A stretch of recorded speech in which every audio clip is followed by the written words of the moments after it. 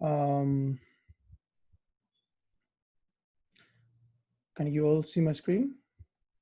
Yes, we can. Perfect. So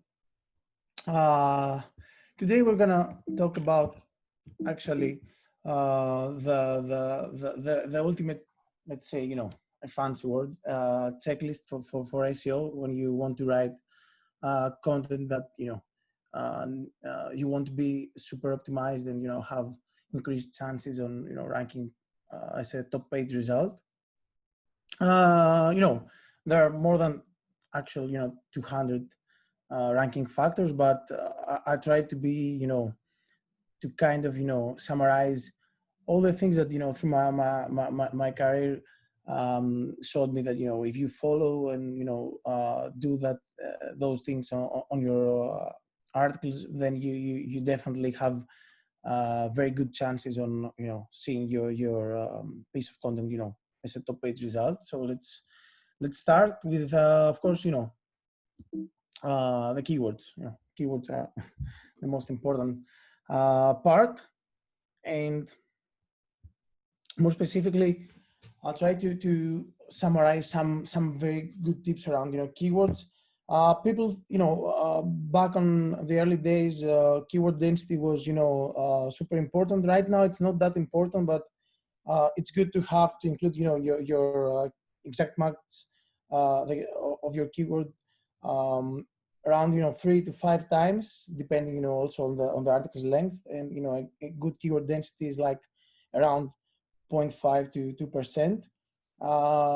There's no actual specific number, but it's good to have like at least 3 to 5 times the exact match of the keyword inside your text. The most important part, especially now that the Google algorithm uses NLP, which is the natural processing language, and AI, it's good to have synonyms and alternative keywords based on your focus keyword. Either it's a long tail version or there are semantically related ones. So if you have if you optimize for recruiting process, it's good to include keywords like parts of recruitment process or selection process. So you get my point. You try to have more long tail versions of the keywords or some alternative and semantically related ones. It's easy to find them. Either actually most of the SEO tools out there have a dedicated section of relevant keywords or people also looking for or searching for. So it's pretty easy to get them. Another pretty easy and actually free alternative is like using the Google search. So there are two areas where you can see and find these keyword ideas. First, the auto suggest. So if you start typing your keyword, then you get a list with the auto suggest. And also most of the searches at the end of the results have some keywords that are they have the title of people also looking for, also searching for. So they have a combination of relevant keyword searches to your query. So you get these ideas pretty easy and free if you don't have a paid SEO tool. Around title and subtitle, I think it's important to include the keyword in your title, in your main title, and also at least in one of your subtitles. We will talk more about subtitles and subheadings and their importance inside the text and the text structure. But keep in mind that for the keywords part, it's very good to have it on your title and on your subtitle. Also, you should include it on your introductory paragraph. So make sure that you include your keyword, your exact match at your first 100, 150 words. This will help Google understand better the context of your text. And also, if you have images, make sure that these images have an alternative text. and at least one time you're mentioning the focus keyword you're optimizing for. So the second part is like the second tip is like the search engine result pages. So it's important for me always to check the search engine result pages. So the results actually of your query. So if you optimize for what is Bitcoin, it's good while you start creating your SEO briefs, or you start creating the article in your mind, or start drafting it. Make sure that you type the query and check the results that it gives you, because this will help you understand actually what people are mostly visiting and want to click on it, and also what type of content the search engines like, and let's say prioritize. Um, why this is important? It's because if, for example, a keyword, for example, again, recruiting process. If you're writing about recruiting process and you see that, like 6 out of the 8 search results include the X number of steps of the recruitment process, then probably it's a clear indicator that you need to follow this, let's say, road in order to stay relevant with the top results. Of course, it's not a strict rule. If you really have a great idea and you really write a great piece of content, you should and you really believe that the way that you're approaching it, which is completely different than the search results, could be different, but could also lead to seeing your article as a top result, then you should try it. Also it's good to make your content shine compared to other results. But for me, it's kind of important to at least have a general picture, general idea of like what the search engines prioritize, and also what people are clicking on it, because if some pages are among the top search results, then this is a clear indicator that people are clicking on it and like what they are seeing. As a third hint, I have chosen the text structure, especially now that the page experience is among the core web vitals, and it's also a ranking factor officially announced by Google. I think it's very important to make sure your article has and your text has a very clear and clear and easy to read structure, so it will improve the user experience, and at the end people will click on it, and then they won't bounce, they will start reading, and they will actually understand what you are talking about. Some tips around the text structure is like try to keep your sentences and paragraphs short. Some general rules are having around 46 words per paragraph, which is around a bit less than 300 characters. So it's easy on the eye. Use headings. So it's just like what I mentioned on the keyword section. You need to use only one H1, which is your main title, but you could use a lot of H2, H3, H4, or let's say other headings, so you could have a very clear structure of your text. And people especially since they are using a lot of their mobile, they tend to feel kind of tired if they see a very long form content, which is is not broken up in pieces, in shorter, paragraphs.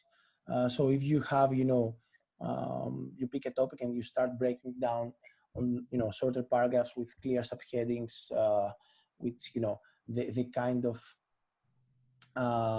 let's say, introducing the its subtopic to the reader.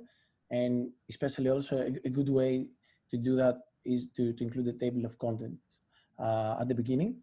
So people, maybe they won't have time to read, an article which has like 2,000 or 3,000 words. So if you offer them, the option of, jumping to a specific section, which is, actually what they're looking for, it is great. And add a good also, point for doing this is that with the recent change on the feature snippets, is like Google, when you click on a feature snippet, they automatically direct you to the exact section which answers your query highlighted. So if you have, a subheading and you have this short paragraph, then you also increase a lot your chances of getting a feature snippet. So, it's a very good tactic you should definitely follow. Also, I'm mentioning numbered lists, but also, bulleted lists are fine. So Google and, all of the search engines love, lists. And who doesn't actually, it's also, more easy to the eye, if you see, an article that says, 10 things, you should do when you go on holiday, for example, it's more catchy, more easy to click on it compared to, things you should do when you go on holiday. So having numbered or, bulleted lists definitely, help the user experience and, help you also getting feature snippets. And last but not least, I think, using questions is again one of the hot things to do. The most common, and effective tactic is, to use a question as a subheading and answer it on the paragraph that continues. Again, following the format that I'm mentioning at the beginning. Keep the paragraph short and clear.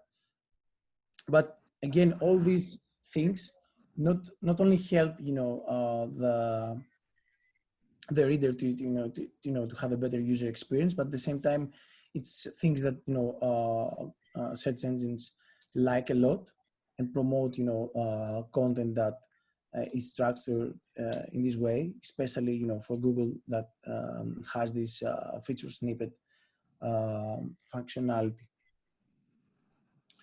Moving to the next thing, it's kind of let's say it's a thing that people tend to fight a lot about the article length. Some people believe that the longer you write, the better for SEO. For SEO, other people think that you don't need to write very long form content, 2, 3, 4, 5,000 words in order to have good rankings.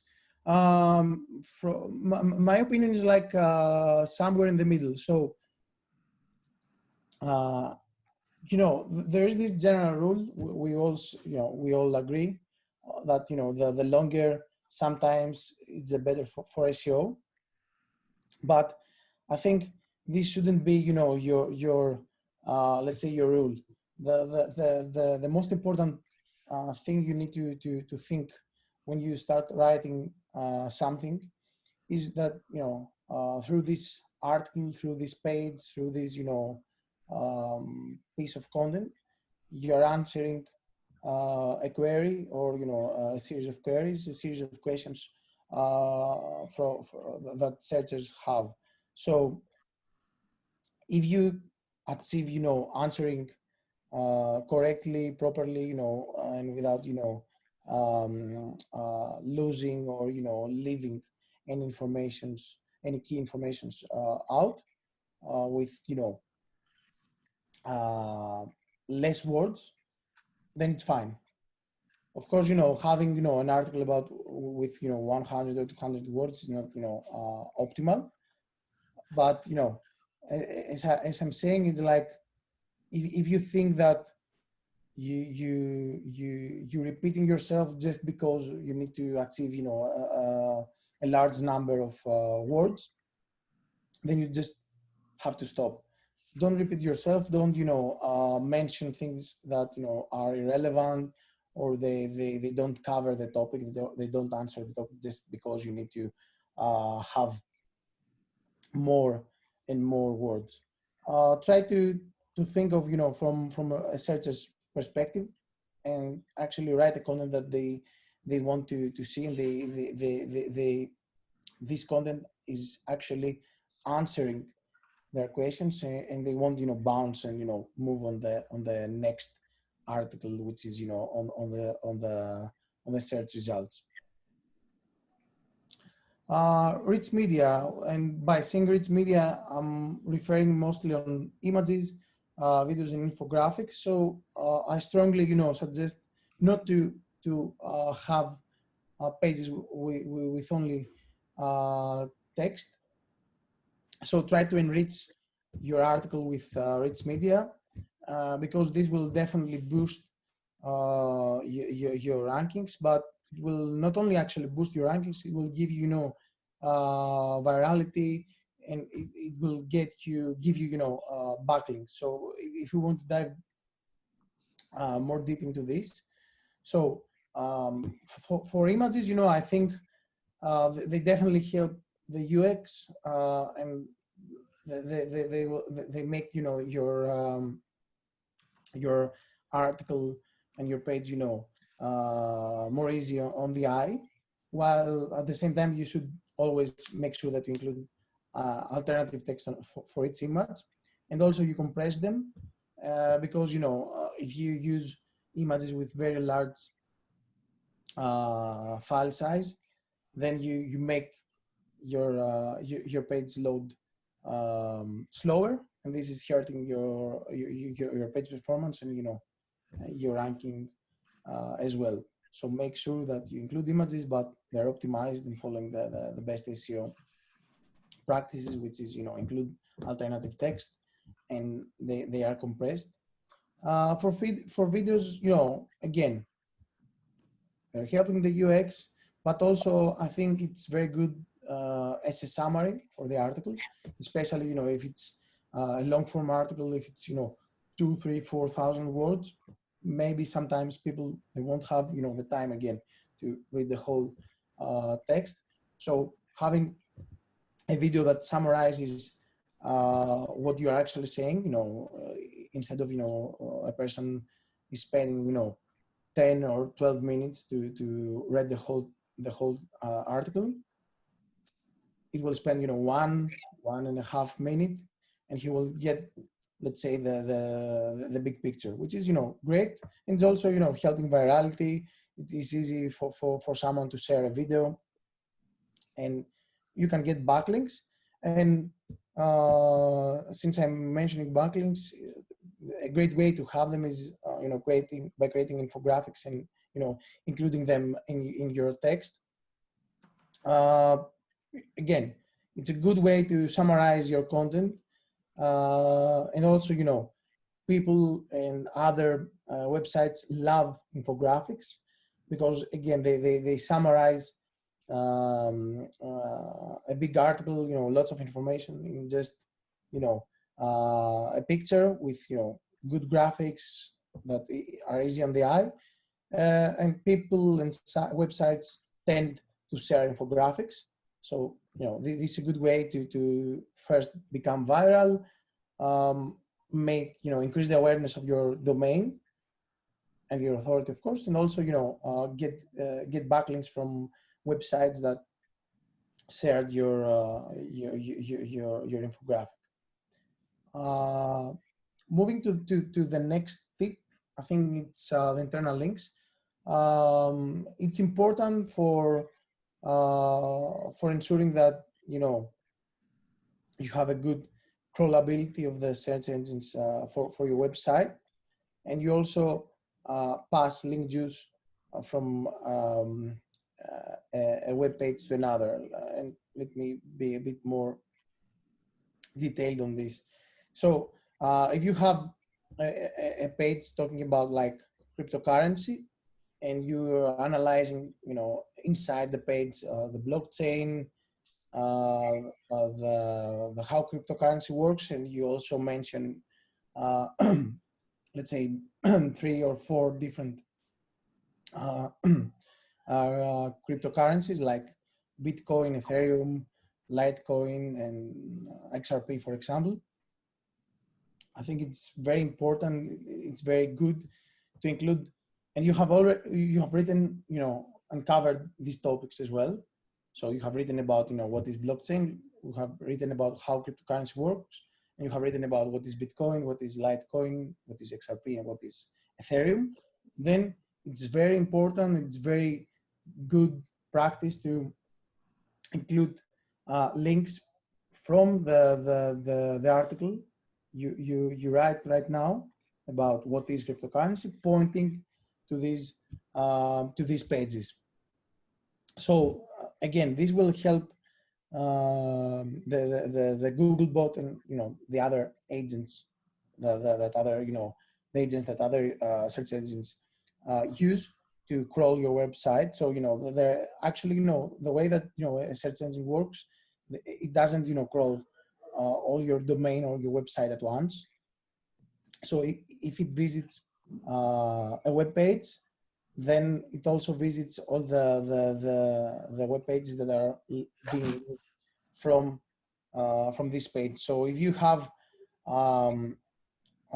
plenty of internal links, then you improve your crawlability, and you help you are helping actually the search engines to crawl more of your content, while at the same time you increase your authoritativeness. So if Google is crawling my article about what is cryptocurrency, and through this article I'm pointing to 5 or 6 different but very relevant articles, and that cover topics that are around cryptocurrency, then I'm kind of giving a signal to Google and other search engines that I'm the expert, if I can say this, for this topic. So it increases my authoritativeness and my expertise. While the important part though is to make sure that you avoid. I see it a lot on articles that they say see more here, and they use here or more here as an anchor text. The most important thing is like to use the keyword that the page is optimized for as anchor text. So if I want to write about what is cryptocurrency, and inside I'm pointing to the article that covers what is Bitcoin, then I should use Bitcoin or like what is Bitcoin as an anchor text, and not see more about Bitcoin here and point from the word here to the article. And yeah, another thing is like the link juice, which is the page authority. Let's say we have the domain authority, which is the number of giving you it's a number about how powerful or how not powerful is a domain is. And we have the page authority, which is kind of the same, but it's not for the whole domain, it's just for the page. So if you have a page with high page authority and you create new pages, then it's a very common practice, to point from the old and high authority page to the new ones, because in that way, Google that has, let's say, picked this and choosing this page, this old page, as a top result, because it thinks that this is a page that covers best the topic it is optimized for. Then having passing link juice through internal links to new pages, it also passes some authority to these pages, and it's not very strong, but it's still a signal to Google that these pages are also with high authority and cover the topic they are optimized for. And since we're talking about links, your articles shouldn't have only internal links, but also outbound links. And so outbound, we have internal links, which are the links that are links from other pages of your domain. So you have blog.revel.com/sample post, and you're porting to blog.revel/sample post 2. While outbound links are links from other websites. So you're pointing from your website to other websites. People sometimes don't pay a lot of attention on this, but it's important. It's also a way to increase your authoritativeness and generally your page authority. So if you, for example, cover a topic and you are mentioning some numbers, and you say that these numbers were pulled from a Harvard research, and you point to this research, to this Harvard page with the research, then it's a signal to Google that what you are saying, what you are actually writing for, is correct. It's probably correct. It has high authority, and it is a signal of trustworthiness as well. So it's important to include at least to have at least one outbound link pointing to a website that has a high domain authority, but always make sure that you are not pointing to random websites or pages, but only to relevant pages to your topic. So if you're writing about cryptocurrency, then pointing to a crypto website that is talking about like it shows a historical graph about the price of the Bitcoin, then this is a good example of using outbound links. Another tip, I'm not mentioning it here, it's more like kind of next level. It's not I don't expect a copywriter to know this or have it. It's mostly a job for the SEO professional who is reviewing the final draft before it goes live.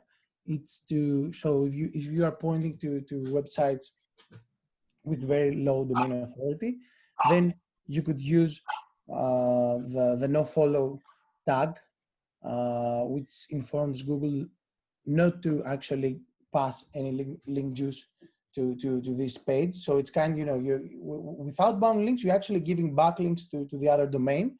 So if you have a high domain authority or a good domain authority and you're linking to a page, with very low domain authority, then you may have to consider using, the nofollow tag, just to avoid, missing some authority because you are pointing to very, low authority domain. So this is, I think, one of the most crucial parts, although I have left it nearly at the end, the SEO metadata. So we have like 3 different types of it. It's the SEO, the meta title tag, let's say some people say it, SEO title, some people say it title tag, some people say it meta title. Let's say for this presentation I will use the term SEO title, but all these I mentioned are the same. The second is the meta description, and the third is the URL. Starting from the SEO title, you can see the SERPs, so you can see which are the SEO titles, and some tips that you need to consider when you craft the SEO title is like the length. Normally it's around there's a 60 characters limit in order not to exceed the viewable limit of Google. However, the correct, if you want to be very precise, and I think that not many people know this, that there's no an actual characters limit, but an actual pixels limit. So sometimes if you, for example, use capital letters at the beginning of each sentence, you may exceed the viewable limit, although you don't exceed the characters limit, just because you exceed the pixels limit. So I'm having, there are so many free online SERP simulators where they simulate the search results. So you could check the URL, you can check the SEO title and the meta description. So and they use the pixels limit. So each time you craft your meta tags, you can use these tools, these websites that are completely free, in order to make sure that you're not exceeding the limit. I'm having this serpsim.com, which is my preferred one. I'm using it all the time to make sure that I'm not exceeding the limit, because if you exceed the limit, Google will automatically cut your title. So for example, you will see that if this article from an entrepreneur exceeded the viewable limit, then you will see that probably it will be cut around here. So instead of having the whole title, these 9 SEO tips that are all you'll ever need to rank in Google, it will be like these 9 SEO tips that are all you, and this would be dots. Focus keyword. Try to include the focus keyword inside your SEO title, and more specifically the closer it is on the beginning, the best. And make sure that you have, when you craft this SEO title, make sure that this title is not only for following the best SEO practice and for ranking pretty high, but also it's about CTR. So you are kind of writing an ad copy, although it's an organic result, a free result, it's still kind of an ad copy. So if you write an SEO title that is good for the for a search engine, but it's not very attractive and fancy for searchers, then your CTR will be low. And imagine being on the top spot of Google on the search results, and you have a CTR of 9 or 10%. This is ridiculous. You need, normally you would have 20 to between 20 and 30. So it's important when you craft your SEO title to keep in mind that you need to stay to attract the searchers attention. And some tips, I don't include them, but it's good to know them.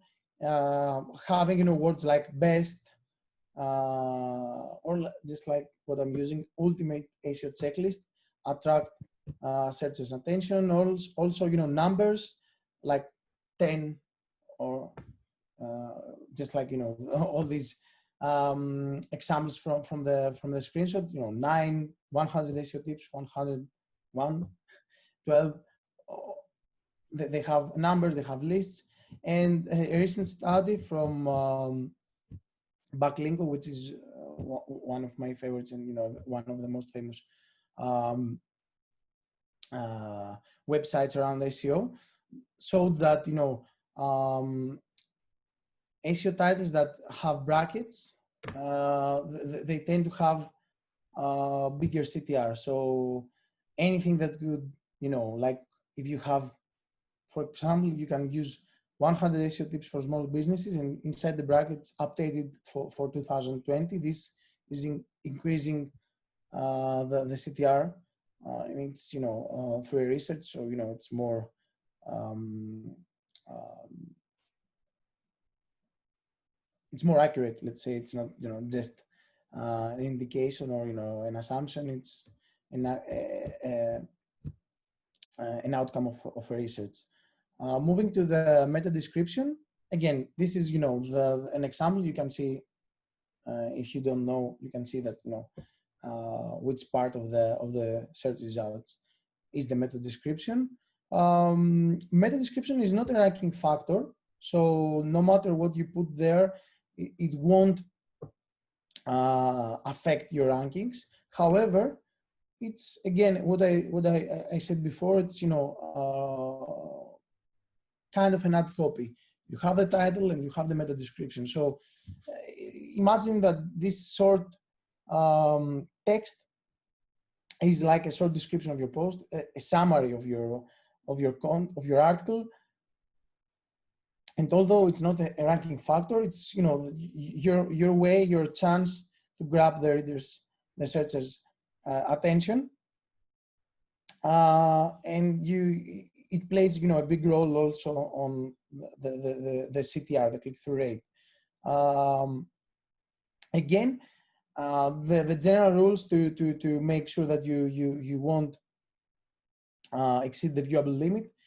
Around 160 characters. Again, it's not a characters limit; it's a pixels limit. If you visit this website, SERPSIM, you will also have the option of checking the limit, the pixels limit of your meta description, so you won't have any problem of exceeding. If you exceed it, you will they will inform you, and then you will make the necessary adjustments. And again, it's good to include the focus keyword inside, because most of the times the exact match will be bold, just like here. But again, it's not a ranking factor. Keep this in mind. But it plays a big role on the CTR. And finally, it's we have the URL and the URL structure.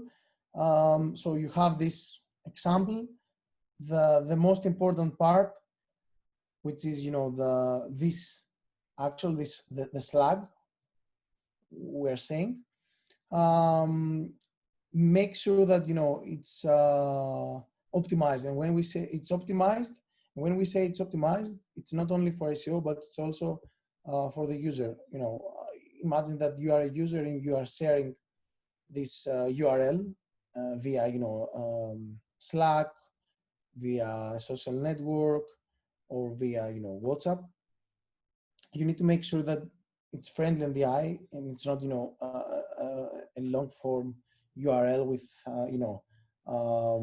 kind of 20 words, or even worse, having words that it's actually kind of not actual words, but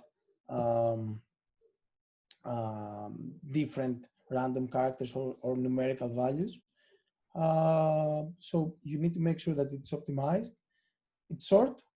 Make sure that the slug it's between 3 to 5 words, separate always by dashes. Make sure you include your focus keyword, and the slug is actually kind of descriptive to the article. So if I'm writing about what is cryptocurrency, a very good slug would be what is cryptocurrency. It's simple, it's very friendly to the eye, very friendly to the search to the search engines. At the same time, when I share this URL, or generally when a person sees that URL, it definitely gets an idea of what this article is about. So it's super simple and super easy. And I have also linked on an example so you could see like what I have described. And I think the last two tips are mostly about are more general, but I consider them important. So you need to respect the copyrights, and don't use duplicate content. So if you make sure that what you write is not a copy paste text from another website, which it's not. It's always make sure that you always write original content, even if you get the idea or the inspiration from another web page. Make sure that you write it on your own way. And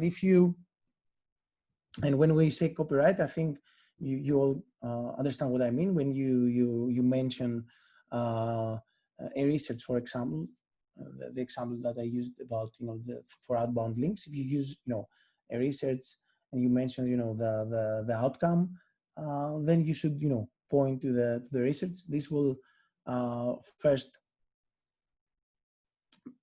show that you are respecting the copyright, but at the same time you providing, let's say, the proof of what you are mentioning.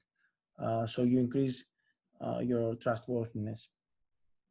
And the same applies to the images. If you use an image that is not from a free-to-use website like Pixabay or like Unsplash, then you should always mention the source.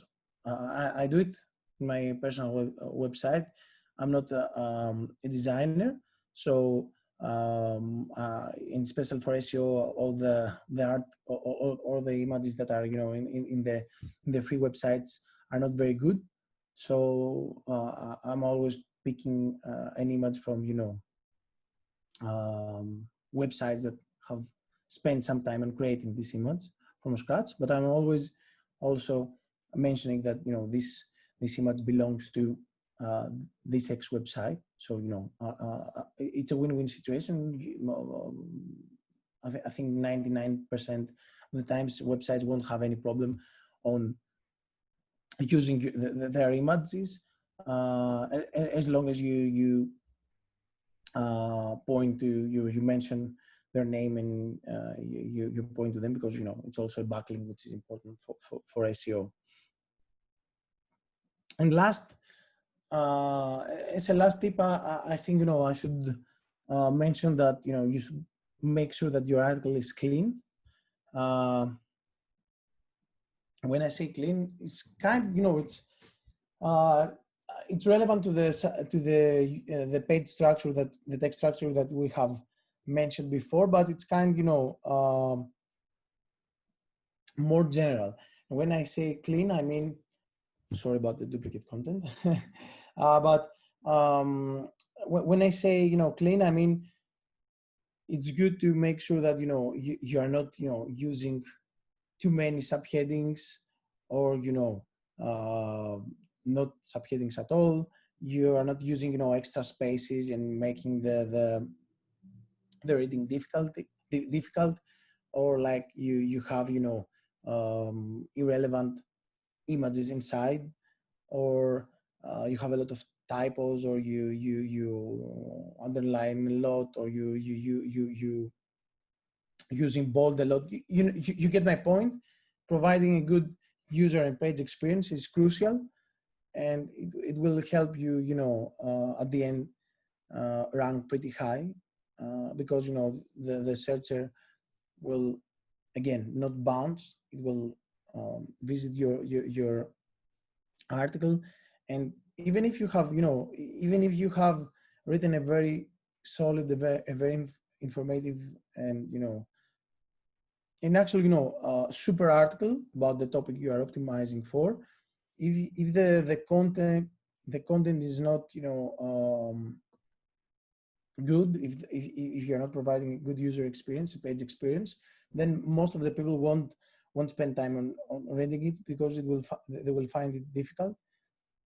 Again, a lot of people are visiting, not a lot of people, the majority of people we are visiting a web page from our mobile phones. We're not using a MacBook, or a big uh, desktop screen. We're using small screens, which is around 6 inches at most. So if I have a text and a page that is very difficult to read, I'll just go back and click on the next result.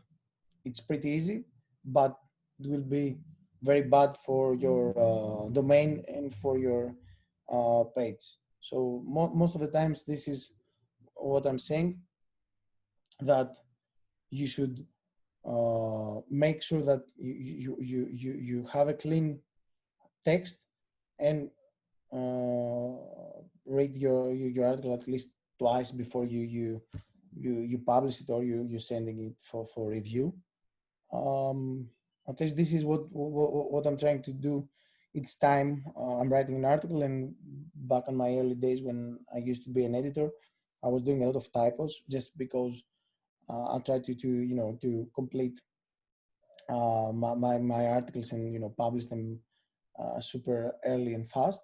But I had so many typos that at the end the experience wasn't that good.